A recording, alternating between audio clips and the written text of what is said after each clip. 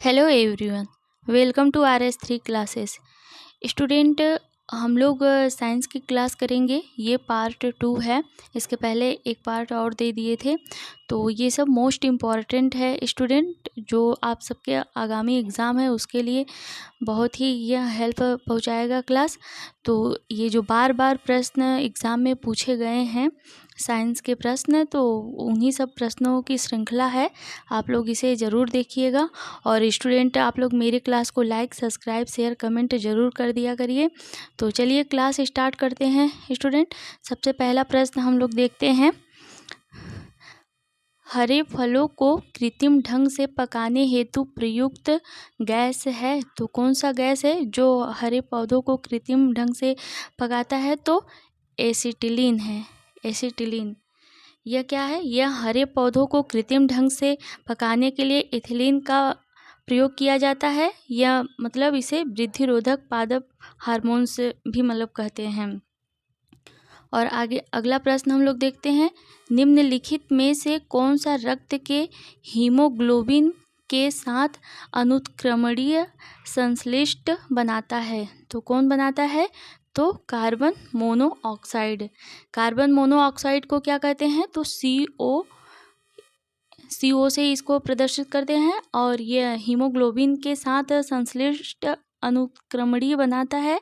शरीर में इसकी मात्रा एक सीमा से अधिक होने के कारण यह शरीर पर इसका घातक प्रभाव पड़ता है, क्योंकि यह क्या एक जहरीला पदार्थ है।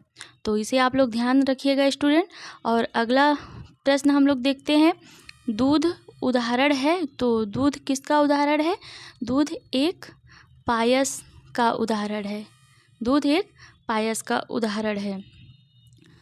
और चलिए आगे हम लोग देखते हैं। निम्नलिखित में से कौन अंतरिक्ष में नहीं पाया जाता है?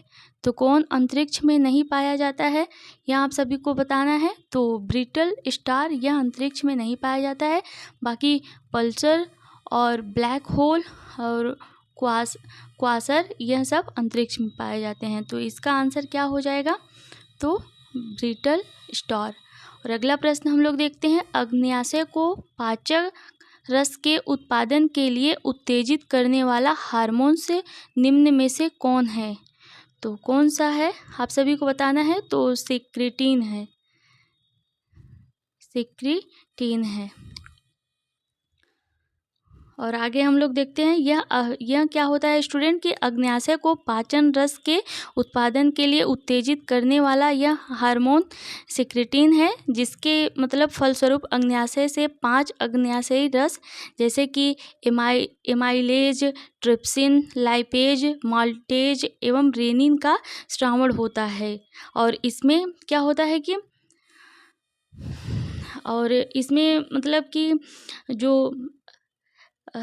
इसमें मतलब एमाइलेज और माल्टेज कार्बोहाइड्रेट को, ट्रिप्सिन प्रोटीन को तथा लाइपेज वसा को पचाता है। तो इसे आप लोग ध्यान रखिएगा स्टूडेंट। और आगे अगला प्रश्न हम लोग देखते हैं क्या है कि कृष्ण छिद्र, यानी इसका आंसर क्या हो जाएगा? सेक्रेटिन। और कृष्ण छिद्र सिद्धांत को प्रतिपादित किया था, तो किसने प्रतिपादित किया था?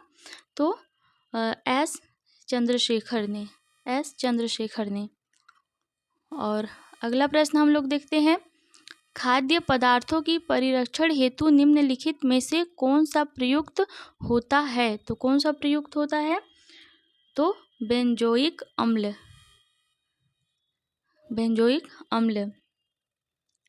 और आगे हम लोग देखते हैं। द्रव क्रिस्टल प्रयुक्त होते हैं, तो द्रव क्रिस्टल प्रयुक्त होते हैं किसमें? तो कलाई के घड़ियों में, प्रदर्शन युक्त में और पॉकेट कैलकुलेटर में। उपर्युक्त सभी इसमें सभी में द्रव क्रिस्टल प्रयुक्त होते हैं। और अगला प्रश्न है। सूर्य की ऊर्जा उत्पन्न होती है, तो सूर्य की ऊर्जा कैसे उत्पन्न होती है? तो नाभिकीय संलयन द्वारा। यह कई बार क्वेश्चन पूछा गया है स्टूडेंट, तो इसे आप लोग ध्यान रखिएगा। और आगे प्रश्न हम लोग देखते हैं। रेफ्रिजरेटर में थर्मोस्टेट का कार्य है, तो क्या कार्य है? यह मतलब एक समान तापमान को बनाए रखता है, एक समान तापमान को बनाए रखता है। रेफ्रिजरेटर में थर्मोस्टेट का कार्य यही है। और अगला प्रश्न है, मरुस्थलीय पौधों की जड़ें लंबी होती हैं क्योंकि इसका क्या कारण है? तो जड़ें पानी की तलाश में लंबी हो जाती हैं। जहाँ मरुस्थल होता है वहाँ के पौधे पानी की तलाश में, मतलब जड़ें वहाँ की लंबी हो जाती हैं पानी की तलाश करते करते। और आगे प्रश्न हम लोग देखते हैं, मानव शरीर में सबसे छोटी ग्रंथि कौन सी है? तो कौन सी है? तो पिट्यूटरी ग्रंथि मानव शरीर में सबसे छोटी ग्रंथि है। और सबसे बड़ी ग्रंथि कौन सी है स्टूडेंट, आप लोग बताइएगा। तो सबसे बड़ी ग्रंथि कौन सी है? तो यकृत मानव शरीर की सबसे बड़ी ग्रंथि है, यकृत, उसे आप लोग ध्यान रखिएगा। और अगला प्रश्न हम लोग देखते हैं, एंजाइम मूलतः क्या है? तो एंजाइम मूलतः क्या है? एंजाइम प्रोटीन है। एंजाइम क्या है? प्रोटीन है। एंजाइम मूलतः प्रोटीन होते हैं। इसका निर्माण मुख्यतः नाइट्रोजनीय पदार्थों तथा अमीनो अम्ल के मिलने से होता है एंजाइम का। और एंजाइम पाचन रस होते हैं जो पाचन क्रिया को सुगम बनाते हैं। तो इसे आप लोग ध्यान रखिएगा। और अगला प्रश्न है, शरीर के किस भाग में पित्त का निर्माण होता है? तो कहाँ पर शरीर के किस भाग में पित्त का निर्माण होता है? तो यकृत में होता है, यकृत में होता है। तो इसे आप लोग ध्यान रखिएगा। और अगला प्रश्न है, निम्नलिखित में से कौन कठोरतम धातु है? तो कौन कठोरतम धातु है?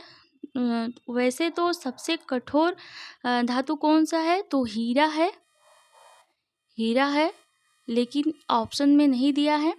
तो कौन सा हो जाएगा? सोना। ऑप्शन के हिसाब से सोना हो जाएगा। वैसे सबसे कठोरतम धातु हीरा होता है। तो इसका आंसर क्या हो जाएगा? सोना।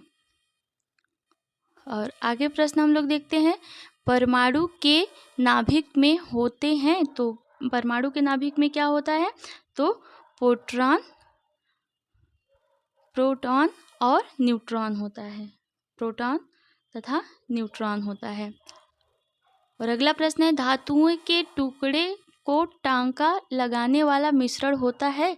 यानी टांका मतलब क्या हो जाएगा स्टूडेंट? मतलब सोल्डर।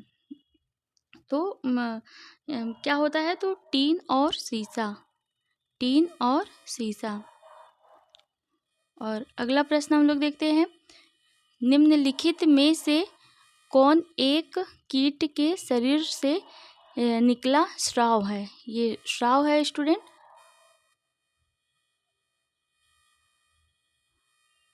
कौन सा है?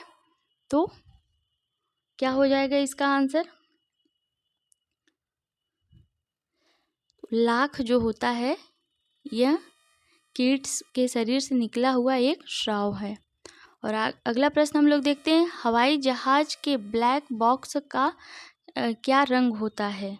तो क्या रंग होता है आप सभी को बताना है। तो नारंगी रंग होता है।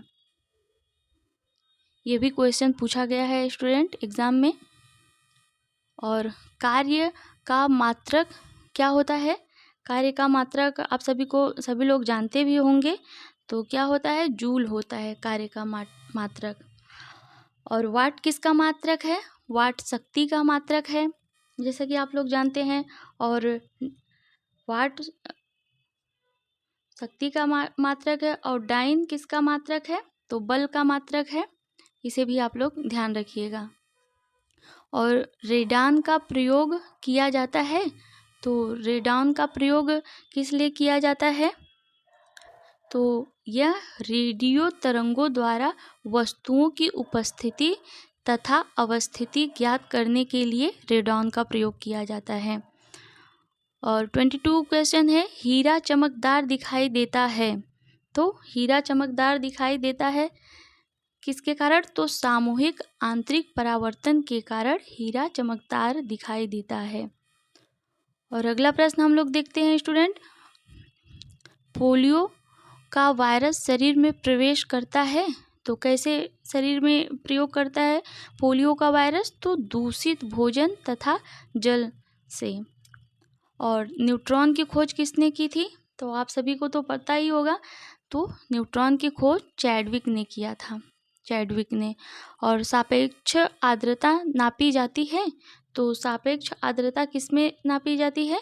तो हाइग्रोमीटर में, हाइग्रोमीटर में नापी जाती है।